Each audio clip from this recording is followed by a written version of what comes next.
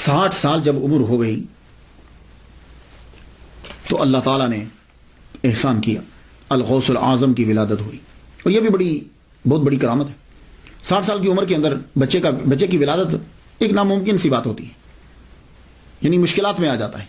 और आपकी ये करामत है कि जब आपकी 60 साल उम्र हुई तो अल्लाह ताला ने आपको बेटा अता किया। और वो बेटा कौन है? वो बेटा दुनिया में मशहूर हुआ अल-गौसुल आज़म शेख सैयद अब्दुल कादिर गिलानी रहमतुल्लाह अलैह।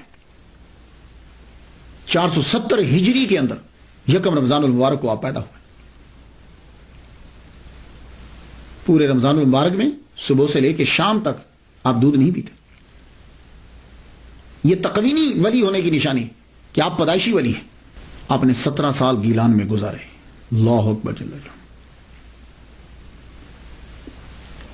आपकी उम्र 11 साल हुई तो आपके वालिद गिरामी सैयद अबू सालेह मूसा रहमतुल्लाह अलैह का विसाल हो गया। 481 हिजरी में आपका विसाल हुआ और आपको गिलान में ही दफना दिया गया। वहीं आपकी कब्र है, गिलान के अंदर। तो 11 साल की उम्र में यतीम हो गए। अब 11 से 18 साल तक अब्दुल कादिर गिलानी रहमतुल्लाह अलैह गिलान के अंदर ही रहे। क्यों? वालिदा बूढ़ी है, पढ़ने के लिए जाते हैं, हिफ्ज तो वालिदा मोहतरमा ने करवा दिया, नाना से भी मुलाकात होती है, बाप ने भी परवरिश की। 11 साल तक तो तीनों कर रहे, 11 के बाद एक कम हो गया। आप मकतब में भी पढ़ने के लिए जाते हैं और फारसी जुबान आपकी मादरी है, मकतब में पढ़ने के लिए जाते हैं। 18 साल आपकी उम्र हुई तो एक दिन वालिदा माजिदा से आके कहते हैं, अम्मी मुझे इजाजत दे दो, मैं बगदाद जाना चाहता हूं। सवाल यहां यह उठता है कि अब्दुल कादिर गिलानी रहमतुल्लाह अलैह 18 साल तक अपनी वालिदा मोहतरमा के पास रहे। तो जानते हो कि जब ये 18 साल के हुए तो वालिदा मोहतरमा की उम्र कितनी होगी? 78 साल। तो आपकी वालिदा मोहतरमा 78 साल की हो गई तो जाकर कहते हैं, अम्मा मुझे इजाजत दे दो कि मैं बगदाद चला जाऊं। ये उम्र तो थी कि अब्दुल कादिर गिलानी अपनी वालिदा माजिदा के साथ रहते। तो 78 साल की उम्र में जब वालिदा हुई, पहले 18 साल तक गिलान से नहीं निकले। क्यों नहीं निकले? आपके नाना अमीर आदमी हैं, आप वहां से निकले लेकिन नहीं निकल रहे। क्यों? अम्मा बूढ़ी हैं। तो फिर 18 साल में जब 78 साल की होगी तो अब क्यों निकले? तो सुन लीजिए,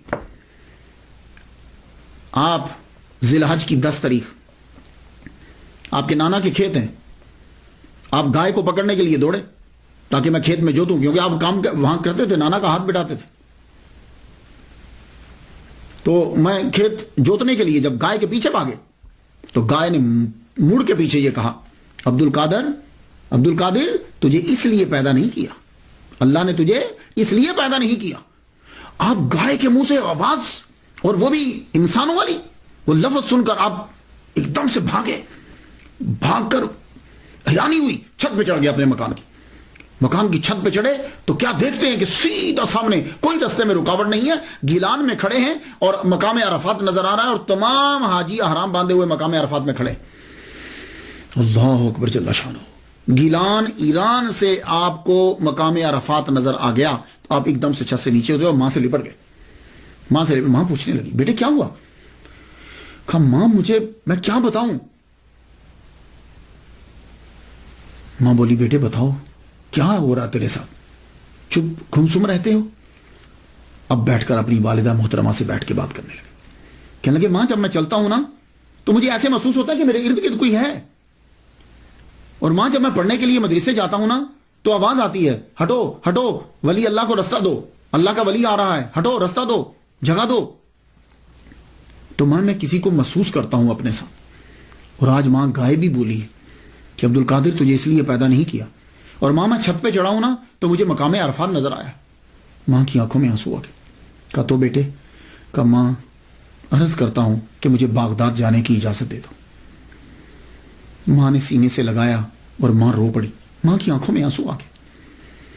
कहा, मां रोती क्यों? मेरे बागदाद जाने से रो रही हो? कहा, नहीं बेटे, बागदाद तू जाओ, मां खुद वलिया कामिला है, बेटे जाओ। तो मां रोती क्यों फिर? कहा, बेटे रो इसलिए रही हूं कि जब तू पढ़ लिख के वापिस आएगा ना तो मैं नहीं होंगी। कहा, अच्छा मां मैं जाऊं फिर? कहा, ठीक है बेटे जाओ। मां ने सदरी ली अपने बेटे की, वो सलूका जिसे समझते ना, सलूका, वो सदरी ली। उस सदरी को भारी कपड़ा लगाया यहां बगल के नीचे, موٹا کپڑا لگا کے اس کے اندر 40 دینار اس کے اندر رکھ دیے. دینار سونے کا ہوتا ہے. وہ دینار ایک لمبے سفر کے لیے 40 دینار انف کافی ہوتے ہیں.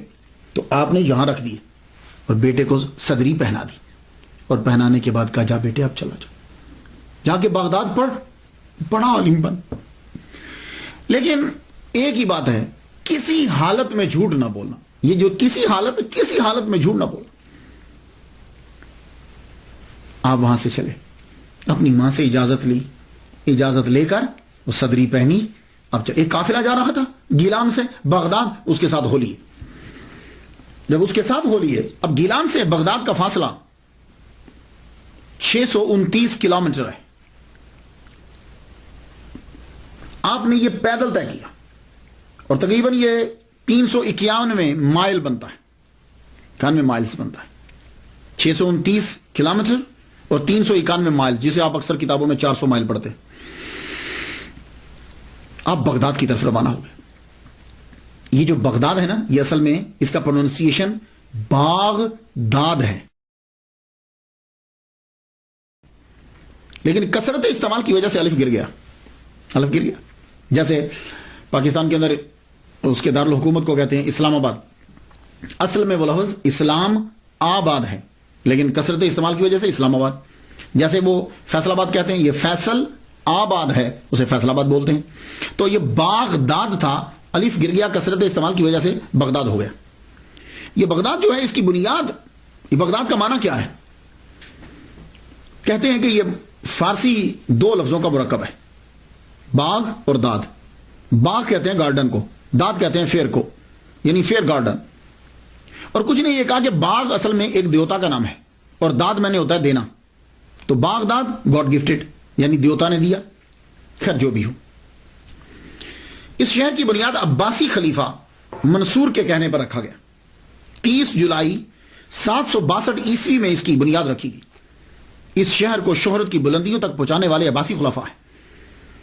اس شہر میں ہاؤس آف حکمت کے نام سے پوری دنیا کی سب سے بڑی لائبریری اس کے اندر تھی. ہاؤس آف وزڈم, یہ لائبریری کا نام تھا. سب سے بڑی لائبریری ہماری ہوتی تھی. دنیا سے کتابوں کے تمام زبانوں کے تراجم کر کر کے اس کے اندر لائبریری میں کتابیں رکھی جاتی. اور آج بھی عرب دنیا کا یہ دوسرا بڑا شہر ہے. پہلا قاہرہ ہے اور دوسرا یہ ہے عرب دنیا کا. اور اس کی آبادی 72,16,000 اس کی آبادی ہے. اب آپ بغداد کی طرف روانہ ہوئے, تو اگر آج کے نقشے میں آپ دیکھیں نا, تو گیلان سے بغداد جو ہے وہ راؤٹ تھوڑا سا چینج ہو, جسے روٹ بولتے ہیں. راؤٹ جو ہے وہ تھوڑا سا چینج ہے. پہلے اب تو بالکل سیدھی لائن یوں کھنچتی ہے. تو پہلے کیا تھا کہ جب یہ گیلان سے یوں چلتے تھے تو ایسے ہو کر پھر ایسے ہو کر آتے تھے. تو جب آپ گیلان سے یوں سیدھا چلے تو اس طرح سے, اب پتہ نہیں کیا راؤٹ تھا, میں اتنا پرانا مجھے معلوم نہیں ہے. تو کیونکہ میں نے یہ دیکھا ہے کہ ہمدان جو ہے وہ سائڈ پر ہے تھوڑا سا. اور جب عبد القادر گیلانی رحمۃ اللہ علیہ چلے تھے تو تب آپ ہمدان سے ہو کر پھر چلے تھے. تو ہمدان سے ہو کر جب ترنگ کے ویرانے میں پہنچے تو اس وقت 60 ڈاکوؤں نے ایک دم سے اس پورے قافلے کے اوپر حملہ کر دیا. ان قافلوں کے سردار کا نام تھا احمد بدوی. جب انہوں نے قافلے پر حملہ کیا تو وہ راہزن جو ہیں, ڈاکو جو ہے, وہ دیکھتے تھے فیملی کس کی ہے, فیملی پر حملہ کرتے تھے. کیوں؟ اس لیے کہ جن کے ساتھ عورتیں ہوں گی زیور ضرور ہوگا.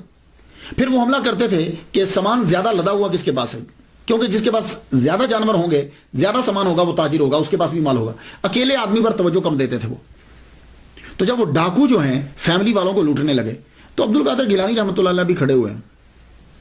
ایک پار سے گزرا, اکیلا کھڑا کیا توجہ دے گا, کیونکہ اس کو پتا ہے اکیلے آدمی کے پاس کتنا ہوگا, اور آپ کے پاس تھا بھی کچھ نہیں, نہ سواری ہے اور کچھ ہاتھ میں پکڑا ہوا بھی نہیں. اب تیرے پاس بھی کچھ ہے یا ویسے ہی کھڑے ہوئے ہو؟ ہاں ہاں میں قافلے کے ساتھ ہوں, میرے پاس بھی ہیں 40 دینار. وہ ہنستا ہوا گزر گیا, پاس سے ہنستا ہوا گزر گیا. اب جب سارے قافلے کو لوٹ لیا گیا, بھائی کوئی بچا ہے, کوئی قافلے میں اور بھی ہے, آپ وہاں کھڑے ہوئے دیکھ رہے تھے. آپ کے پاس اب سردار آیا, آ کے پوچھتا ہے کہا تیرے پاس بھی کچھ ہے؟ کہنے لگے ہاں ہے. بڑے حیران ہو گئے یار, کیونکہ نارملی آدمی پولیس اور چور ان کے سامنے سچ نہیں بولتا. بندہ بہت کم بولتا ہے سچ, پہلی دفعہ سچ نہیں بولے گا. تفتیش ہوگی, تحقیق ہوگی تو شاید سچ ظاہر ہو جائے. تو اس نے جب پوچھا کہ کیا تمہارے پاس بھی کچھ ہے, تو ہم کہنے لگے ہاں ہے. کہنے لگا کہاں ہے؟ اچھا ٹھہر رک بتاتا ہوں. آپ نے اپنی صدری اتاری, صدری اتار کے آپ نے یہاں سے اتنا موٹا کپڑا پہلے پھاڑا, کپڑا پھاڑ کے اندر سے 40 دینار نکالے. اور کوئی آدمی صدری اتار کر جانچنے بھی لگ جاتا, تلاشنے بھی لگ جاتا تو بھی نہ پا سکتا 40 دینار کو. اس طرح آپ کی والدہ محترمہ نے چھپا کر موٹے کپڑے میں رکھ دیے تھے. بنا بتائے چور بھی اس کو نہیں نکال سکتا تھا. آپ نے اس کو پھاڑ کے اس کے سامنے 40 دینار رکھ دیے. احمد بدوی نیچے اتر آیا. کہنے لگا کاکا لڑکے ایک بات تو بتا یار, یہ تو میں بھی ڈھونڈتا تو میں تلاش نہ کر پاتا, کیونکہ اب دیکھو نا ایک آدمی اس طرح کھڑا ہے تو پیسے یہاں ہوں تو کیسے تلاشیں گے؟ ہاں جیب میں ہو تو کوئی دیکھ سکتا ہے. تم نہ بتاتے تو ہم نہیں تلاش سکتے تھے, تو یہ تم نے چھپایا کیوں نہیں؟ عبد القادر گیلانی رحمۃ اللہ علیہ فرمانے لگے, میری اماں نے مجھے کہا تھا, والدہ محترمہ نے کہا تھا, بیٹے کسی حالت میں جھوٹ نہیں بولنا.